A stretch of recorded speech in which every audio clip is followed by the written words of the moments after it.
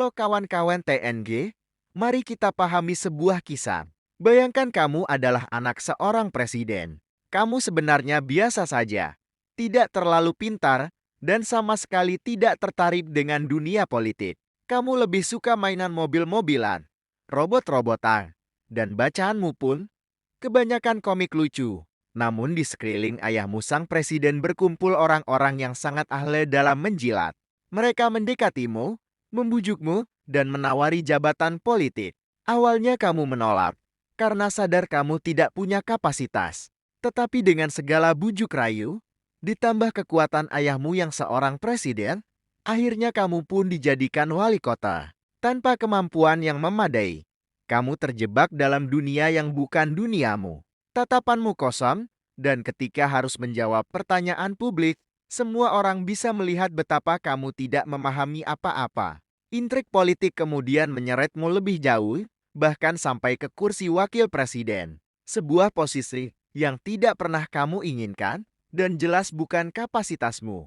Itulah sekelumit kisah tentang kepemimpinan di sebuah negara.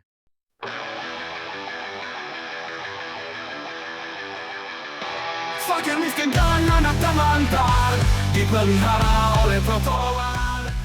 Dari kisah ini, kanal TNG ingin mengusulkan sebuah gagasan kepemimpinan berjenjang. Baik di ranah eksekutif maupun legislatif, setiap orang yang ingin masuk ke dunia kepemimpinan nasional harus meniti karir dari bawah. Seorang pensiunan jenderal sekalipun, jika ingin terjun ke eksekutif sipil, harus mulai dulu sebagai pemimpin kabupaten atau kota dipilih secara langsung melalui mekanisme demokratis. Setelah itu, wajib mengikuti pendidikan kepemimpinan di Lemhanas, paket ideologi, garis-garis besar haluan negara, dan pendidikan anti korupsi. Setelah selesai masa tugas di tingkat kabupaten atau kota, barulah ia boleh mencalonkan diri sebagai gubernur. Dan setelah pernah menjadi gubernur, barulah ia bisa naik ke tingkat nasional. Setiap jenjang kepemimpinan ditempa dengan pendidikan yang sama, agar para pemimpin kita paham karakter bangsa, ideologi, dan tujuan negara. Begitu juga di legislatif. Karir seorang anggota dewan harus dimulai dari DPRD kabupaten atau kota, lalu naik ke DPRD provinsi, baru kemudian DPR RI. Tujuannya sederhana, supaya bangsa ini memiliki pemimpin yang jelas rekam jejaknya, terbukti kapasitasnya, dan benar-benar memahami negeri yang dipimpinnya. Kawan-kawan TNG, bagaimana menurut kalian? Apakah sistem kepemimpinan berjenjang ini bisa jadi solusi agar bangsa ini dipimpin oleh orang-orang yang teruji? Tulis pendapat kalian di kolom komentar.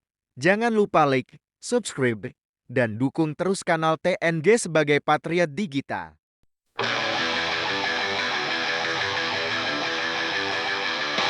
Fakir miskin dan anak terlantar dipelihara oleh trotoar. Dia lirik uang sedekah.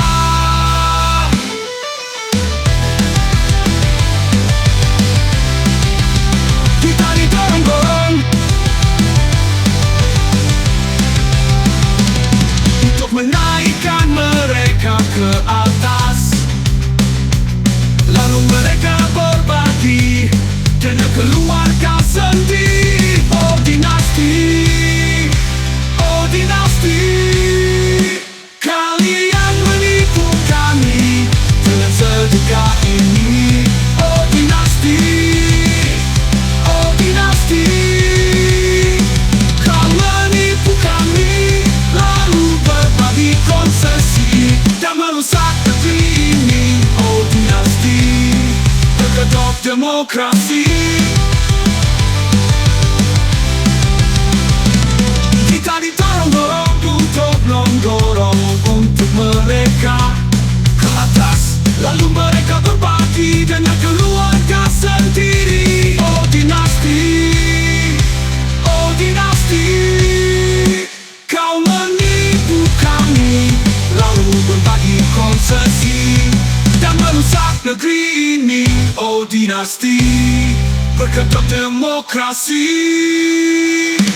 Kalian menipu kami dengan sedekah ini.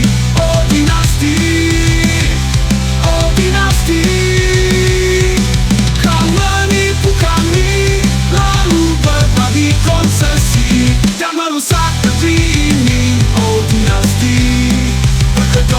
demokrasi. Berkedok demokrasi.